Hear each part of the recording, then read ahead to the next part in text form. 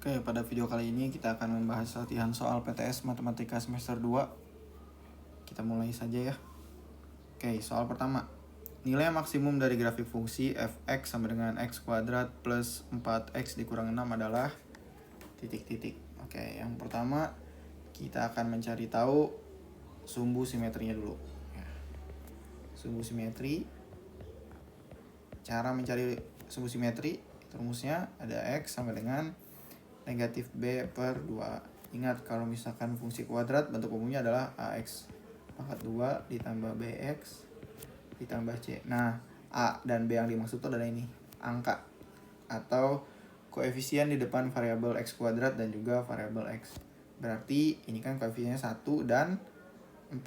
Berarti a-nya 1, b-nya 4. Kita ganti b-nya dengan negatif 4 dan 2 kali 1. Berarti kita dapat sumbu simetrinya negatif 4 dibagi 2, itu jawabannya negatif 2. Nah, sekarang udah punya sumbu simetrinya, kita substitusi ke fungsinya. Berarti kita substitusi ke fungsi fx sama dengan x kuadrat plus 4x dikurangi 6. Ini kita substitusikan negatif 2-nya.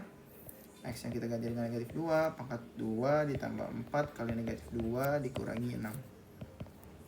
Maka jawabannya adalah negatif 2 pangkat 2 itu 4. Kemudian 4 kali negatif 2 itu negatif 8. Dan dikurangi 6. Oke, 4 dikurangi 8 negatif 4. Negatif 4 dikurangi 6 itu negatif 10. Maka jawabannya adalah negatif 10 untuk nilai maksimum yang dipunya oleh grafik fungsi x kuadrat plus 4x min 6. Oke. Selanjutnya, kita punya soal kedua. Fungsi kuadrat yang memiliki titik balik 1,2 dan melalui titik 2,3 adalah titik-titik. Jangan bingung kalau misalkan dengar istilah titik balik ya. Titik balik itu sama saja dengan titik puncak. Jadi kita akan mencari fungsi kuadrat yang diketahui titik puncaknya dan melalui sebuah titik. Berarti kita punya bentuk umumnya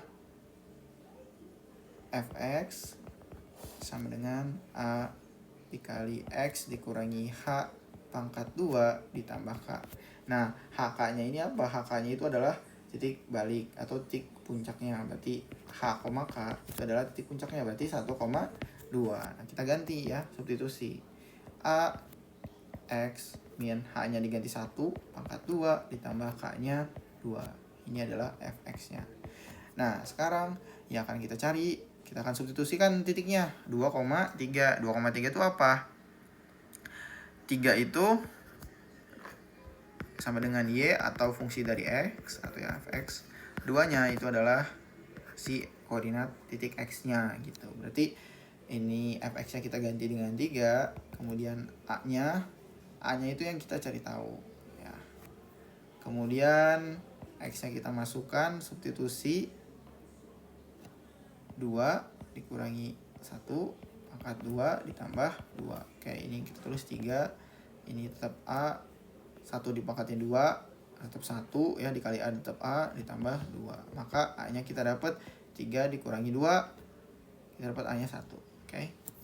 Nah, setelah kita dapat a-nya, kita akan substitusikan ke yang awal sini ya. Berarti fx sama dengan 1 kali x dikurangi 1 pangkat 2 ditambah 2. Oke, kita kali ya, 1 kali x itu kita dapat, ya, ini kita kerjain dulu yang ininya dulu ya, karena dikaliin 1 kan sama aja ya, nggak berubah. X kuadrat min 1 pangkat 2, berarti x kuadrat 2-nya dikali ke x, 2x dikali ke negatif 1 min 2x, kemudian 1-nya dikuadratin, berarti jadi positif 1 plus 2. Maka kita punya fungsinya adalah x kuadrat min 2x ditambah 3. Nah, ini adalah fungsi kuadrat yang memiliki titik balik 1,2 dan melalui titik 2,3. Jawabannya adalah x pangkat 2 dikurangi 2x ditambah 3. Oke, kita lanjut ke soal nomor 3. Dilatasi bayangan dari titik M13, negatif 7.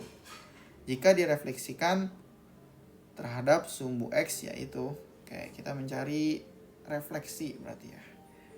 Aturan refleksi terhadap sumbu X berarti kita punya titik koordinat X, Y itu jika direfleksikan terhadap sumbu X itu Y-nya menjadi negatif, jadi X, negatif Y. Berarti kalau tadinya kita punya 13, negatif 7 dan kita ubah X-nya tetap ya 13, ini negatif Y. Ya awalnya negatif 7 dikalikan dengan negatif lagi, berarti jadi positif. Maka jawabannya adalah M aksen gitu ya. Atau hasil refleksi dari titik M jika direfleksikan terhadap sumbu X adalah M aksen 13,7. Jadi koordinatnya adalah 13,7 gitu ya. Nomor 14. Bayangan titik P 2, negatif 5 jika ditranslasikan oleh T 1,3 adalah translasi itu berarti kita menggeser titik itu sebanyak satuan ya. Titik A sebanyak satuan X dan titik B sebanyak satuan Y. Ya. Berarti kita punya di sini X, Y ya. X ditambah A ya, Y ditambah B. Karena pergeseran ya. Ini komanya, sorry, kebanyakan. Y tambah B. Bentar, penghapusnya ganti dulu kebesaran. Oke, kita cari tahu ya. Kita tidak punya titik P X, Y ya. Kemudian translasinya berarti T A, B. Oke, kita tinggal substitusi aja seperti biasa. X-nya itu kita punya 2 ya kan, ditambah 1 ya hanya. Kemudian koma, Y-nya berapa? Y-nya negatif 5 ditambah 3. Oke, kita punya 2 ditambah 1 itu hasilnya 3. Negatif 5 ditambah 3 itu hasilnya negatif 2.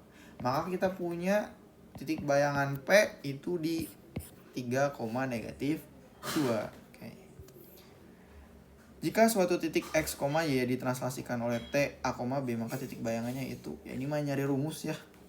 Kita punya suatu titik X, Y, terus translasi. Kan translasi berarti X ditambah A, Y ditambah B. Udah jawabannya gini rumus yang tadi itu ya. Jadi kita punya suatu titik ditranslasikan berarti kan dijumlahin ya karena pergeseran. Kemudian Y-nya ditambah B. Udah jawabannya berarti X plus A, Y plus B dalam kurung ya. Ini jawabannya gitu. Oke, lanjut lagi nomor 16.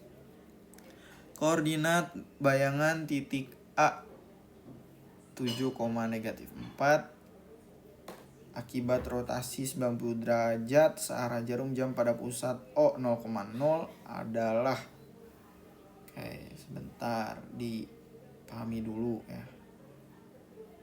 Oke, ini berarti X, Y ya dibalik jadi Y, min X. Nah, ini kalian kalau masih ingat ada tabelnya tuh yang searah jarum jam 90 derajat berapa berlawan arah jarum jam ya. Itu aja diingat-ingat. Oke. Kita punya titik awalnya A 7, negatif 4. Oke. Berarti kita tinggal substitusi aja. Kita Y-nya berarti Y-nya tetap ya, Y-nya tetap negatif 4. Ini kan awalnya X, Y ya kan. Kita pengen ubah jadi Y, negatif X. Berarti X-nya jadi negatif ya kan, berarti jadi negatif 7. Kemudian Y-nya tetap positif ya. Berarti ini tetap negatif. Oke. Min 4, negatif X. X-nya 7 berarti jadi negatif 7. Jawabannya adalah negatif 4, negatif 7. Nah, kenapa Pak kok bisa A-nya tetap negatif? Karena gini loh, positif kali, kan ini bilangannya Y-nya itu negatif ya. Oke. Di sininya tetap Y-nya tidak ada perubahan. Jadi ibarat kamu punya operasi negatif kali positif. Karena hasilnya tetap negatif, makanya 4-nya tetap negatif. Jawabannya adalah A aksen koordinat titik negatif 4, negatif 7. Oke, kita lanjut ke nomor 17. Nomor selanjutnya, bayangan titik P 12,6. Ini kayaknya ada yang tipe ya. Dilatasi oleh 1/3. Ini harusnya 1/3 ya. Kemudian dilanjutkan translasi negatif 4,3 adalah titik. Berarti pertama kita akan melakukan proses yang namanya dilatasi atau skala ya, kemudian kita melakukan pergeseran translasi. Ya kalau skalanya 1,3 berarti kamu tinggal kali aja. Ini kan kita punya titik koordinat P 12,6 ya kan. Kamu dilatasi terhadap skalanya 3. 1/3 sorry. 1/3. Berarti X, Y itu kita kalikan dengan skala ya. Berarti X kali K ini ya, kita misalkan dengan K, Y kali K. Berarti kita punya 12 kali 1/3, 6 kali 1/3. Ya, kita punya 12 bagi 3 4, 6 bagi 3 2. Oke, jadi kita punya 4,2. Ini baru transformasi geometri yang pertama, itu di dilatasi. Sekarang yang keduanya kita akan melakukan translasi ya. Translasinya itu pergeserannya berapa sih? Negatif 4,3. Udah hasil ini kamu tinggal pakai aksen ini di translasi itu tinggal dijumlahin ya. 4 dikurangi 4 nih ya. Ini kan A, ini B ya kan. Kemudian 2 ditambah 3. Oke, kita punya 4 kurang 4 0, 2 tambah 3 5. Maka hasil transformasi geometrinya adalah P aksen 0,5. Kenapa kok P aksen? Karena dia transformasinya 2 kali. Yang pertama dilatasi dulu, yang kedua baru kita lakukan yang namanya translasi gitu ya. Oke, selanjutnya 18. Ini kita udah masuk ke sebangunan dan kongruen ya. Banyak pasangan segitiga yang kongruen pada gambar di samping. Kongruen tuh berarti dia sisinya sama besar, terus sudutnya juga sama besar gitu. Sisinya sama panjang, sudutnya sama besar. Kita punya gambar kayak gini ya, katakanlah.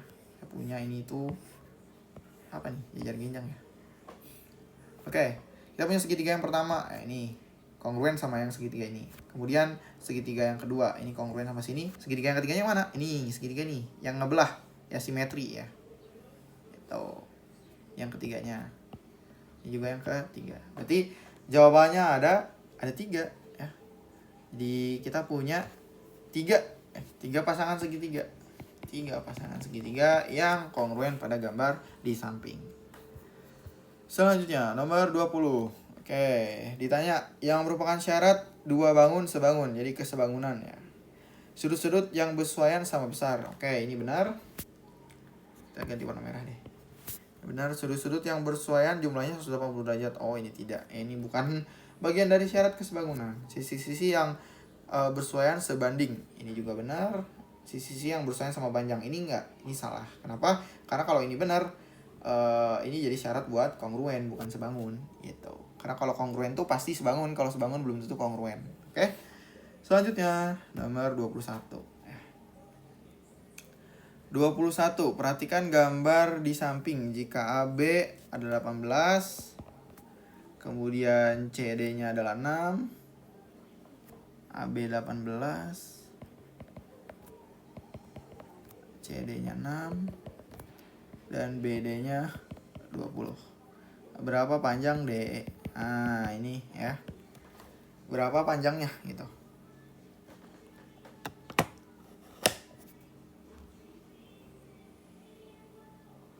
Oke, kita lanjut dulu nanti ya sebentar. Belum sholat. Video kedua. Lanjut video kedua guys. Belum sholat guys, udah jam 1.